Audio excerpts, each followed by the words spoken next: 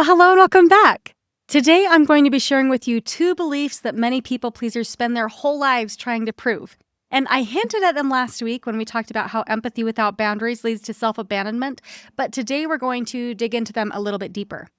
For many people pleasers, they invest a significant amount of time and energy into reinforcing that these beliefs are true. And they might be reinforcing it to themselves or to other people, but it might be these very beliefs that are actually keeping you stuck.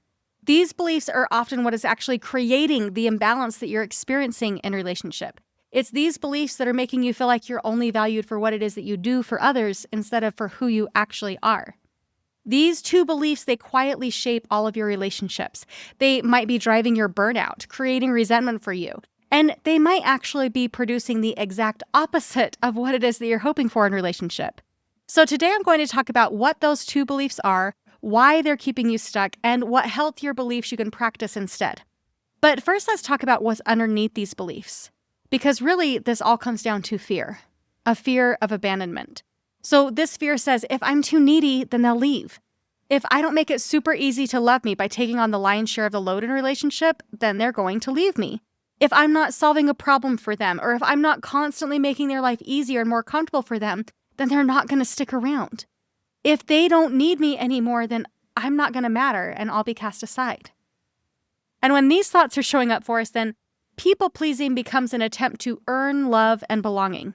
And it's not coming through that authenticity of, oh, yay, like I really want to connect with you and this is generally who I am. But instead, it shows up through, okay, how can I make myself useful? How can I make myself indispensable to that person? And so that fear, it's creating these two unconscious beliefs that are really dictating how it is that you show up. And so it might be something that you're constantly trying to prove to other people, okay? So these two beliefs are, you need me, and I don't have needs. So first, let's talk about you need me. This belief shows up when we're confusing being needed with being loved. It says, well, if I can become indispensable, then they'll never leave me. And so that's when we become the helper, the fixer, the emotional regulator. Maybe you become the planner or the coordinator for somebody. You're like the fairy godmother that makes everybody's wants and wishes come true. But now you've become the person that everybody depends on. And at first, this feels really meaningful. It feels like, oh, I have finally found my purpose in life. It's to help everybody out. And it feels so good. But over time, then things start to shift a little bit, and you might start to notice some things. You might start to realize that you are not creating the mutual partnership that you thought that you were. Instead, you're creating dependency. Because now they're dependent upon you to fulfill their needs, and you are dependent upon them for helping you to feel useful and therefore loved. So sometimes in this dependency, it might look like emotional support or emotional regulation. You're there always helping them to calm down and feel their feelings. You're processing for them. Sometimes it looks like really practical things like running errands or picking up somebody or dropping them off at an appointment or doing their shopping for them. It can look extremely practical. But underneath all of this, then sometimes it looks like somebody who has slowly stopped solving their own problems because you've become so good at solving it for them. So why should they put in the energy? And this doesn't mean that helping out other people is wrong. Healthy relationships absolutely involve seasons where one person needs more support than the other. But healthy relationships, they're not built on one person always needing to be rescued while the other person is always doing the rescuing. That is absolutely going to be creating imbalance for you. And it's not sustainable for you either, right? Because if you're constantly in rescuer mode, that means that you must always remain in hypervigilance, always scanning the room, making sure that everybody's okay, making sure that their emotions are managed. You're constantly walking on eggshells, making sure that, okay, yep, I need to manage everything for them. And when that happens, then guess what? It's also not beneficial for them because they're never learning how to solve their own problems. A healthy relationship is two capable people who are choosing each other. And they're choosing, okay, we're going to grow and evolve together. It's not that you're going to do all the growing and evolving and then do that for me and on my behalf. It's that, no, we are two complete beings and we're choosing to grow and evolve together, knowing that sometimes the other one is going to need help and support, and that's okay. But we're not going to sign up for those roles forever of just victim and rescuer, right? So healthy relationships, they're built around two people who choose to stick around because they want to. It's not because they have to and because they're dependent upon each other. That's dependency. That's not love. So let's kind of talk about the role of the lifeguard. We've talked about it on here before. I'm going to post a few links in the show notes if you want to dive into this idea a little bit further. But the role of a lifeguard is to jump into the pool and rescue someone when they really need it, when their life is at stake. So they're watching, they're observing, but they're only intervening when they really actually need to, okay? Now, a hypervigilant lifeguard, they might just try to make sure that nobody goes in the deep end at all. So this might mean that they see you dip your toe in, and then they think, oh no, I gotta rush over there. So they'll rush over there really quickly, put on a life jacket, put on your arm floaties, say, oh, well, why don't you just sit here on the side? Stay in the shallow end. It's not worth it to go deeper than your knees, right? So that's very limiting for both parties. So the lifeguard is now hypervigilant. Their nervous system is out of whack because they're making sure, no, I must keep them safe and away from the deep end at all costs. But then the person showing up at the pool, it's not very fun for them. They're never learning how to doggy paddle. They're never learning how to back float. It can be very limiting for them. So sometimes, and this is what we're doing when we're people pleasing, is we're acting like these permanent lifeguards. We're not letting people struggle. We're solving problems for them before we've even been asked. We're removing any form of discomfort for them. And we never let them see how far they can touch. We never let them practice different strokes in the pool. We never let them see if they're capable of getting themselves to safety. It's just constant rescuing when they don't actually need it. And that's keeping them small. And sometimes when we're doing this, it feels like love. Because our nervous system, it's yelling at us. It's saying, no, you must remain hypervigilant because if you're not, something horrible will happen. Something horrible is going to happen if you are not hypervigilant. And again, that comes back to that fear that, okay, well, if something happens to them, they're going to leave me, right? So it's that fear keeping us stuck. And sometimes when we're doing that, we're unintentionally preventing growth for both of us. They're not learning how to feel their feelings, and we're not learning how to feel and process our emotions either, because we're so focused on micromanaging theirs. And when we do that, we're actually reinforcing that belief that they cannot do hard things without me. And that keeps both of you small. It's reinforcing that belief that they're nothing without you. It's creating that neediness and that dependency rather than that balanced reciprocation in relationship. Now, if this feels super familiar to you and you're starting to notice that sometimes you do confuse being needed with being loved, I want you to ask yourself this question. If everybody in your life suddenly became completely capable tomorrow morning, they just woke up amazingly capable, would you still know who you are in those relationships? Now, if I'm being totally honest with you, there was a time when I would have been afraid of the idea of the people around me no longer having needs. I had no idea who I was outside of what it was that I was doing for others. And so that idea, it would have absolutely terrified me. So if the question of if everybody suddenly became emotionally healthy and completely capable tomorrow, if that feels uncomfortable for you, it's worth asking why. Because healthy attachment says, I love you and I'm here if you need me. But codependency says, I need you to need me so that I can feel valuable. But you, my friend, you're already incredibly valuable. And it's not because you do amazing things for other people. I mean, you do a lot of amazing things for other people, but that's not what makes you so amazing. You're amazing simply because you are. Now, let me share with you an example of what this can look like that I think many of you are going to be able to relate to. Now, as a parent, when my kids started to find their own voice, it was really hard for me. When they'd tell me things like, no, it's okay, I can do this appointment on my own, or no, I don't need you to tag along, or no, I don't need your help preparing for this job interview, I didn't know what to do with myself. I mean, of course, the goal of a parent is to raise independent children. But it wasn't until my kids started actually showing that they were independent that I realized how much of my value I had tied up into what it was that I was doing for them. That, oh no, but I'm the one that helps with the homework. I'm the one that makes the appointments. I'm the one that does these things. So I really kind of had a bit of an identity crisis once my kids started finding their own voice.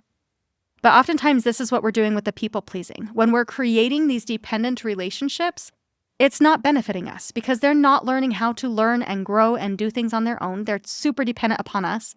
But also, it is tying your worth to what it is that you do for others rather than just simply who you are.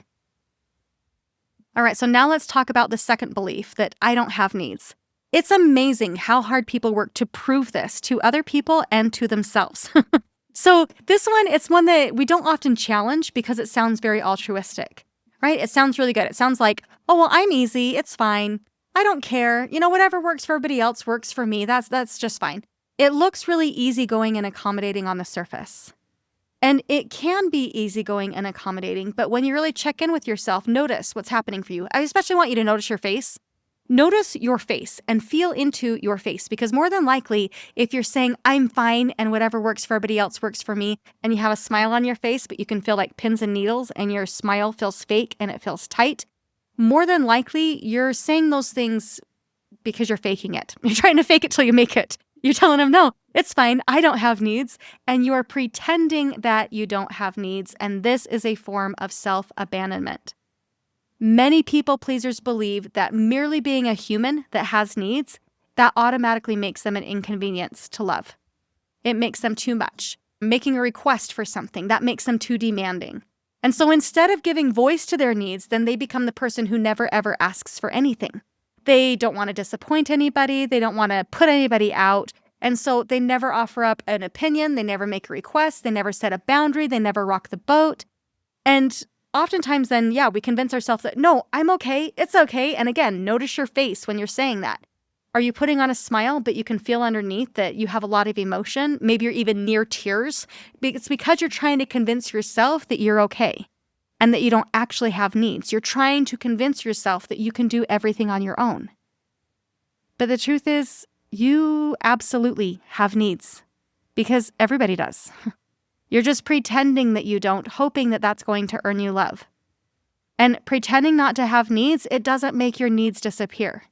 It just means that your needs don't get acknowledged, and when they're not acknowledged, then they're rarely fulfilled. And when your needs aren't fulfilled, that's what's going to create that imbalance. That's what's going to create that burnout for you, resentment, loneliness. Because the truth is that nobody can meet your needs if they're never invited to see what your needs are, if they never know that you even have needs. Pretending that you don't have needs, it also really creates some inauthentic relationships. You're not going to be able to experience that real connection that you're looking for when you're always wearing a mask. So if you are not showing the real authentic version of you, but instead only showing that masked version of you, people are never going to get to know the real you. I mean, they will know the version of you that's endlessly accommodating, but they won't get to see the real human version of you, who sometimes gets tired, who sometimes needs support, who sometimes would like somebody else to carry the emotional load. And so acknowledging that you also have needs in a relationship, that's not a weakness. It actually takes an incredible amount of strength to just be real, to make a request. It takes so much courage to make a request to get your needs met. And this is true for everyone, but especially for this population. It does take strength and it does take courage to just be real and let people know that you also have needs. Pretending that you don't have needs, it doesn't actually serve either of you. Because you can only get so close to somebody when you aren't allowing yourself to be seen. So when you're seeking to have that deep and meaningful and real connection, part of your brain thinks that, okay, I can prove that by making myself indispensable to them. But people feel when you're not showing up as your authentic self. And the only way to get that deep and real and meaningful relationship that you're seeking is by actually being real. Now, the irony is that both the belief that other people must need you and the lie that you don't have needs, both of those thoughts are ultimately trying to accomplish the same thing. They're trying to create love and belonging. They're trying to create safety and security for yourself. But they're not actually creating those things. Instead, they're creating imbalance. They're creating relationships where one person is always giving and the other person is always receiving. Where one person feels responsible and the other one is becoming increasingly dependent upon fixing everybody else's problems. They create relationships where one person feels seen and cared for and held, and the other person is feeling the need to constantly prove that they have value in relationship. And that's not intimacy. That's exhaustion. So moving forward, really notice when those sneaky, self-sabotaging thoughts creep in. And instead of believing, you must need me, then practice the thought, my value is not determined by how needed I am. Instead of believing, I don't have needs, then practice the thought, my needs are at least as important as anyone else's. Instead of believing, I have to earn love by burning myself out, then practice the thought, I don't have to sacrifice myself to deserve love and belonging. And just so you know, the people who are truly meant for you, they want to get to know the real you, not the masked version of you. They don't want the you that overfunctions and overgives and never asks for anything. Instead, they want the real and human you, the version of you that actually has needs and expresses them, the one who states boundaries, the one who, they sometimes like to receive in addition to giving. Because healthy love, it's not built on usefulness. It's built on being real and authentic. So this week, notice where it is that you're trying to prove one of these two beliefs, and then ask yourself, okay, am I helping because I genuinely want to? Or am I showing up in this way because I'm scared of what might happen in my relationship if I don't? And that one question, it can really reveal a lot. The truth is that people want to get to know the real you, and you're amazing. So please let yourself be seen.